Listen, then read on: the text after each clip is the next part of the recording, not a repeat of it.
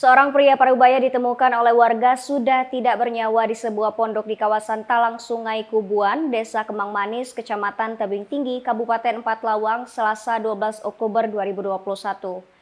Kapolres Empat Lawang AKBP Patria Yudara Hardian SIK melalui Kasat Reskrim AKP Wanda Dirah Bernard SIK mengatakan penemuan mayat seorang laki-laki bernama Herman alias Man Bindin, 58 tahun, warga Talang Sungai Kubuan, Desa Kemang Manis, Tebing Tinggi, Empat Lawang di sebuah pondok perkebunan oleh sejumlah warga Selasa kemarin 12 Oktober 2021. Mayat pria itu pertama kali ditemukan oleh ketiga orang warga sekitar. Saat itu mereka bertiga sedang melintas di kawasan pondok kebun mayat tersebut. Disampaikannya setelah mendapatkan laporan dari saksi, pihaknya dari Reskrim bersama SPKT langsung datang ke lokasi untuk melakukan olah TKP dan mengevakuasi korban.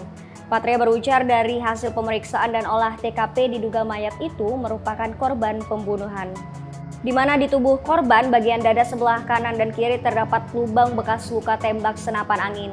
Kasus ini sedang diselidiki dan didalami dengan memeriksa beberapa saksi dan hasil visum. Menurut keterangan saksi, diduga korban ini dibunuh karena berkelahi dengan seorang warga inisial L asal Desa Kemang Manis, Tebing Tinggi, Empat Lawang.